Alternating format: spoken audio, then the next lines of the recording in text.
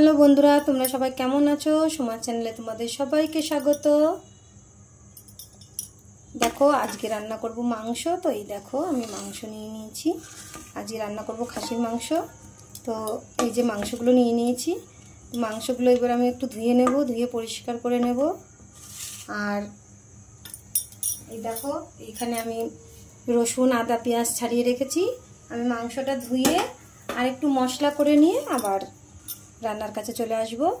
দেখো বন্ধুরা, মাংসটা ধুয়ে পরিষ্কার করে নিয়েছি। এই দেখো, আর এই যে চর্বিগুলো আলাদা করে রেখেছি, একটু চর্বি নিয়ে এসছে। দেখো আমি যতটা পেঁয়াজ এই যে কুচিয়ে রেখেছি আমি অর্ধেক কটা এর মধ্যে দিয়ে দেব। মাংসটার মধ্যে আমি অর্ধেক কটা দিয়ে দিচ্ছি, আর অর্ধেক কটা আমি তেলের উপরে দেব।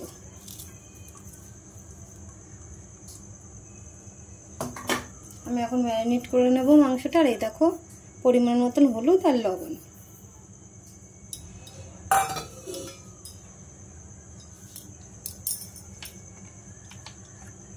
আমি সর্ষের তেল দিয়ে দিচ্ছি, কাঁচা তেল।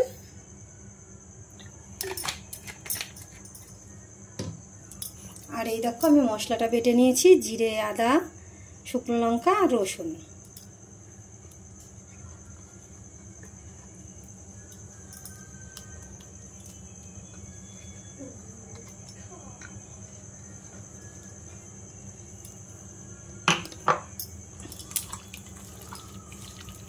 মশলাটা দিয়ে আমি মাংসটার সাথে এবার ভালো করে একটু মাখিয়ে নেব।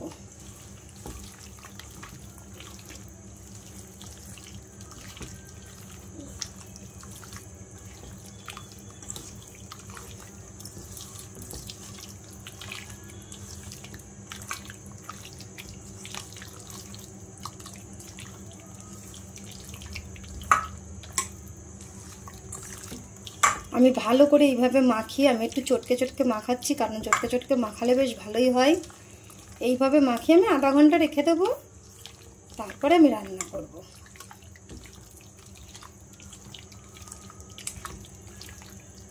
ভালো করে মাখিয়ে নিলে কি হয়, মশলাটা সব ভালোভাবে মাংসটার মধ্যে ঢুকে যায় আর খেতেও ভালো লাগে। তাহলে নুন ঝালটা একদম সুন্দর করে যদি ঢুকে যায়। দেখো দেখো খুব ভালো করে আমি মাখিয়ে নিলাম। কালকে পয়লা বৈশাখ গেছে। পয়লা বৈশাখের দিন তো আমি মাংস টাংস বাড়িতে কিছু রান্না করিনি, যেহেতু পয়লা বৈশাখের দিন মঙ্গলবার ছিল। আর মঙ্গলবারের দিন হচ্ছে আমার ঘরে মঙ্গলচণ্ডী আছে। আমি বৈশাখ মাসটা মঙ্গলবার আমি পালি। তো দেখো সেদিন মঙ্গলবার পেলেছি বলে সেই জন্য আর পয়লা বৈশাখের দিন আমাদের বাড়িতে আস হয়নি। আর তারপরে মা বেড়াতে গেছিলো, মানে হরিদ্বার ঘুরতে গেছিলো, সেখানে গেছিলো বলে ওই দিনই একবারে একটু বালক সেবা দিয়েছে, তার জন্যে পয়লা বৈশাখের পরের দিনই একটু মাংস নিয়ে এসেছে, সেটাই আজকে রান্না করছি। তো দেখো সুন্দর করে মাখিয়ে টাখিয়ে আমি রেখে দিলাম। এটা আধা ঘন্টা এরকম একটু থাক, তারপরে আমি রান্নাটা করব। একটু ঢাকা দিয়ে সাইডে রেখে দিচ্ছি। দেখো বন্ধুরা, আধা ঘন্টা হয়ে গেছে। আমি মাংসটা তো ম্যারিনেট করে রেখেছি। দেখো এখন কড়াই বসিয়ে দিয়েছি।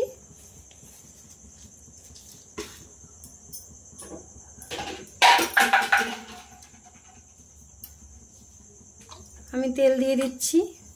মাংস তো ম্যারিনেট করার সময় অনেকটাই তেল দিয়েছিলাম, এখন একটু অল্প করেই তেল দেব।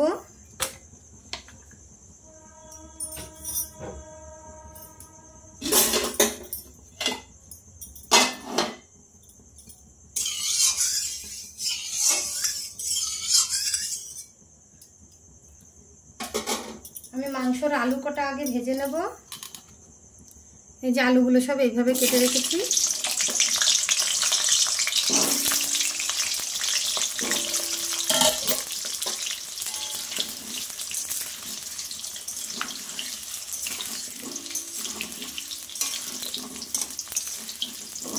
আলুগুলো একটু লাল লাল করে ভেজে নেব আগে। আলুগুলো দেখো লাল লাল করে একদম ভেজে নিয়েছি। এইবার তুলে নেব। আমি কিন্তু লবণ হলুদ কিছুই দিইনি আলুতে, কারণ ওগুলো দরকার নেই দেওয়ার। তো এমনিই আমি আলুটা ভালো করে ভেজে নিলাম। আলুগুলোকে সব তুলে নিচ্ছি।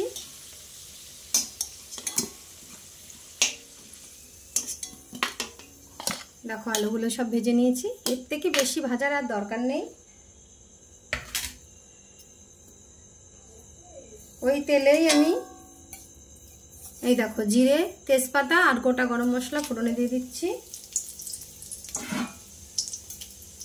আর এদিকে যে পেঁয়াজগুলো আমি কুচিয়ে রেখেছিলাম, অর্ধেক কটা তো আমি মাংসের সাথে ম্যারিনেট করার সময় মাখিয়ে দিয়েছি, আর এই যে অর্ধেক কটা রয়েছে, এই অর্ধেক কটা আমি এখন তেলে দিয়ে দেবো।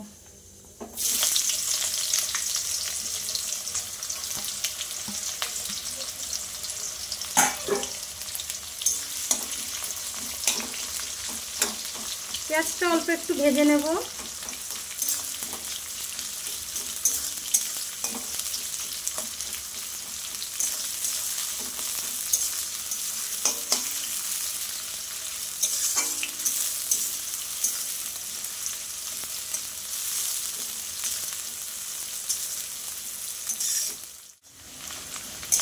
দেখো পেঁয়াজটা ভাজা হয়ে গেছে, এই দেখো আমি এইভাবে ভেজে নিয়েছি।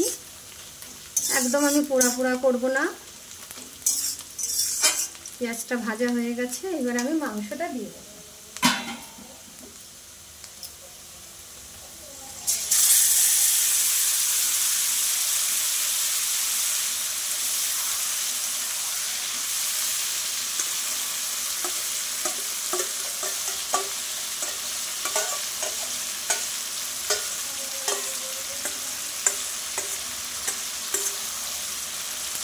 মাংসটা তো আমি দিয়ে দিলাম, এবার ভালো করে কষিয়ে নেব।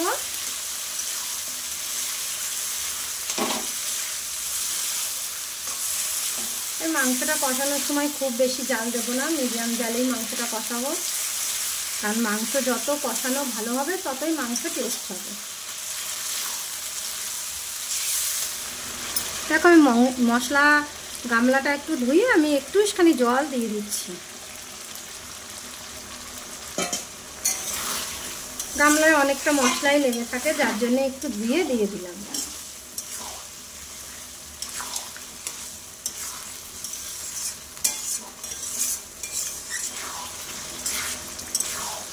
দেখো আমি এখন মাংসটা আস্তে আস্তে কষিয়ে নেব খুব ভালো করে।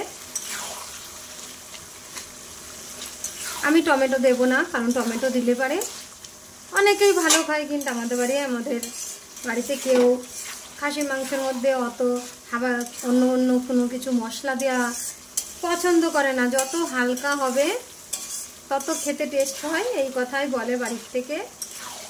যার জন্য আমি অন্য কোনো মশলা দিই না বেশি একটা, আর টমেটোও দেব না।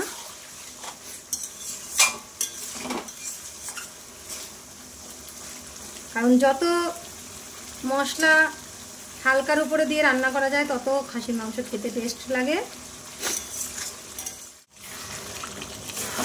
দেখো মাংসতে কিরকম জল বেরিয়েছে, কতটা জল বেরিয়েছে। এটাও কিন্তু কষানোও খুব ভালোভাবে আস্তে আস্তে কষানো হচ্ছে, এতে অনেকটা সেদ্ধও হয়ে যাবে। আমি কড়াইয়ের মধ্যে করেই রান্না করব। দেখো মাংসটা কষানো হয়ে গেছে।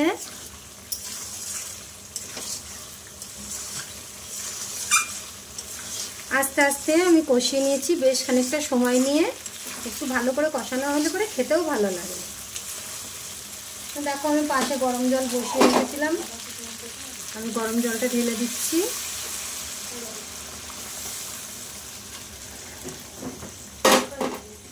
আমি অনেকটাই জল দিচ্ছি, আমি যেহেতু কড়াইতেই ফুটিয়ে আমি সেদ্ধ করব, প্রেসার কুকারে দেব না।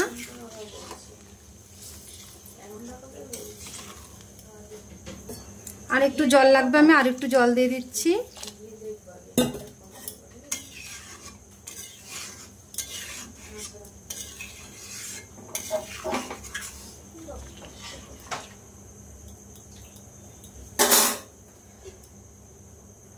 এবার আমি ঢাকা দিয়ে দেবো, তরকারিটা এইভাবেই ফুটবে।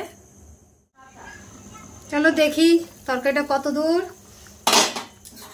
এই দেখো এই হাফটা মতন ফুটেছে, এখনো যতক্ষণ ফুটছে ততক্ষণ আরো ফুটবে।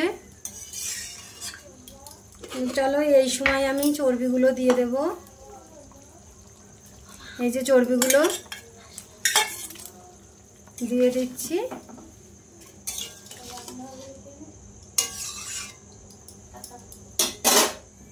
দিয়ে আমি আবারও একটু ঢেকে দেবো আর একটু ফুটুক।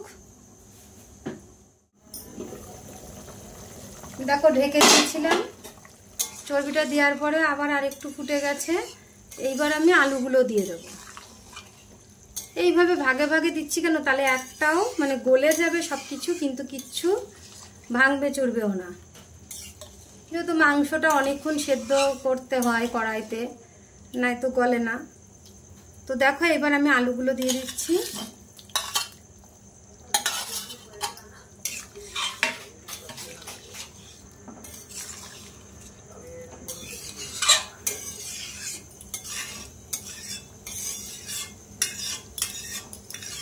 এবার দেখো আলুগুলোও সেদ্ধ হবে, আলুটা সেদ্ধ হতে হতে মাংসটাও হয়ে যাবে।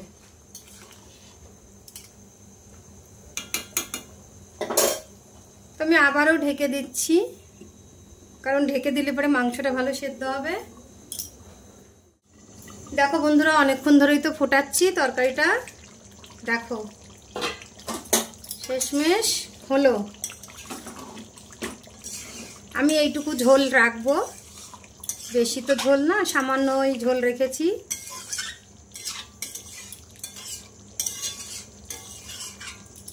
দেখো কমপ্লিট মাংস, এই দেখো কত সুন্দর সেদ্ধ হয়ে গেছে। এই দেখো এই দেখো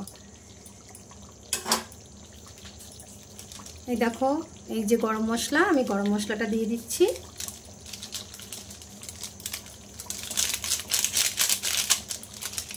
আমি 1 প্যাকেট গরম মশলা পুরোটাই দিয়ে দিলাম।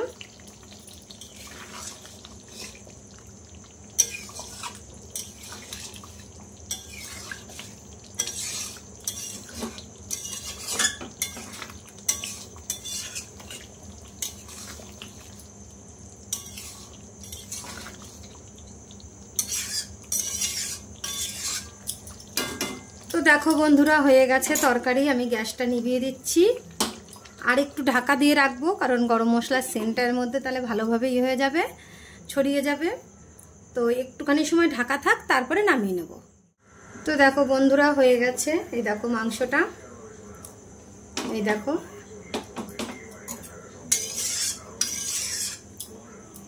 দেখো দেখতে কত সুন্দর হয়েছে, খেতেও কিন্তু ততটাই সুন্দর হবে, কারণ খুব সুন্দর করে তরকারিটা আমি রান্না করেছি আর তোমাদের সাথেও সেইভাবেই শেয়ার করলাম। তোমরা এইভাবে রান্না করে খেয়ে দেখো।